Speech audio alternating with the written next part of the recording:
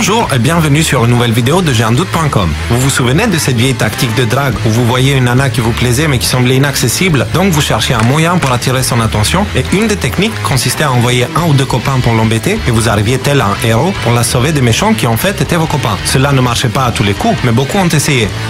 Intéressant.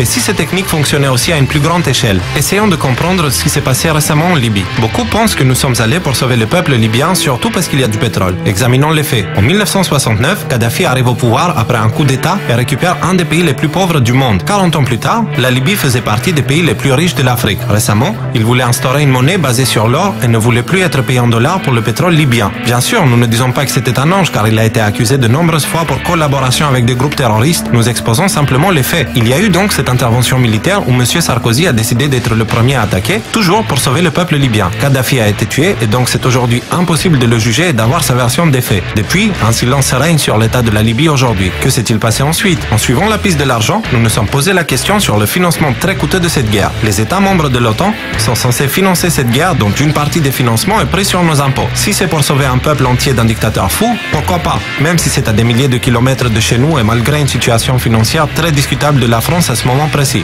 Mais bon, cela semble bien trop honnête de la part de nos dirigeants et nous ne croyons plus vraiment au Père Noël. Donc on s'est dit qu'il y a une autre raison. Selon certaines sources assez difficiles à vérifier, mais qui sont reprises par la presse officielle de plusieurs pays en Afrique du Nord, l'OTAN aurait envoyé une facture de 480 milliards de dollars aux responsables politiques libyens actuels pour cette intervention militaire payable en pétrole. Il faudrait à la Libye environ 50 ans d'exportation de pétrole gratuit pour régler cette dette. C'est une explication qui donne un sens au fait que Père Noël n'existe pas. La crise de 2007 et 2008 ayant fait des dégâts énormes à l'économie mondiale, il est difficile de croire que nous ayons pu nous permettre de financer une guerre ayant les poches complètement vides et ce pour libérer un peuple d'un dictateur qui est au pouvoir depuis 1969. Pourquoi ne l'avons-nous pas fait avant dans ce cas? Pourquoi ne pas faire la même chose pour des dizaines d'autres pays qui sont dans un état bien pire où des génocides ont lieu presque tous les jours?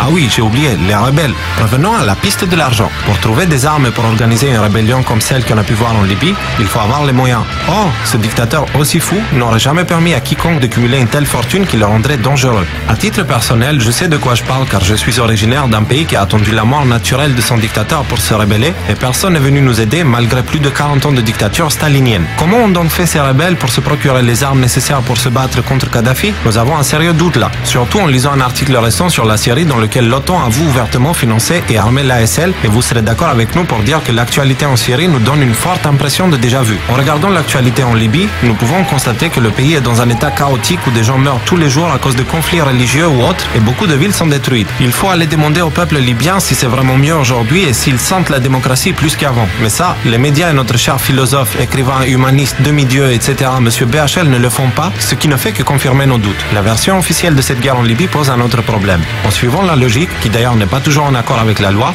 ceux qui ont aidé Kadhafi à commettre ces crimes atroces devraient être considérés comme complices, non? Que dire donc de ces deux vidéos où nous voyons nos responsables politiques de l'époque dans le rôle des commerçants pour l'industrie de l'armement?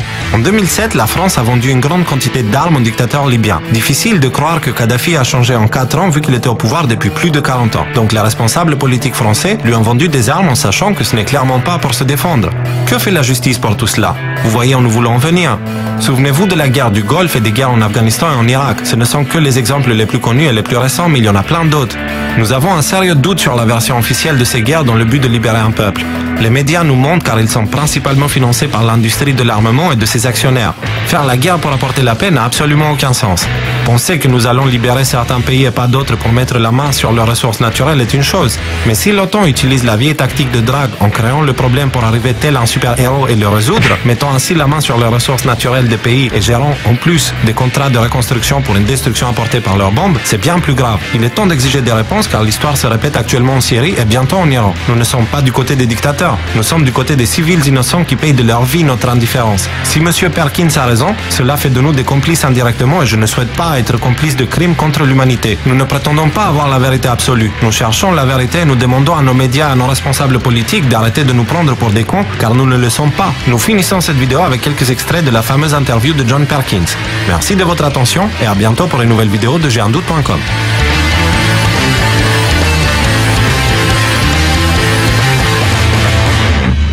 We economic hitmen have managed to create the world's first truly global empire, and it's basically a secret empire We do it many ways, but principally we identify a country that has resources our corporations covet, like oil, arrange a huge loan to that country from the World Bank or one of its sisters. The money never actually goes to the country, it goes to our own corporations to build big infrastructure projects in that country that help a few very wealthy people, but don't benefit the majority of the people who are too poor to buy electricity or have cars to drive on the highways, and yet they're left holding a huge debt that they can't repay.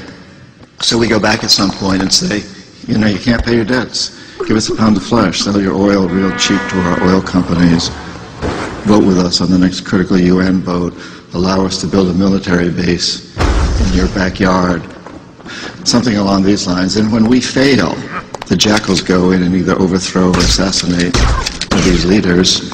And if the jackals fail, as they did in Iraq, then they send in the military. I don't think the failure is capitalism. I think it's a specific kind of capitalism that we've developed. We've created what I consider a mutant, viral form of capitalism. And this mutant form of capitalism, which I think is really a predatory form of capitalism, has created an extremely unstable, unsustainable, unjust, and very, very dangerous world.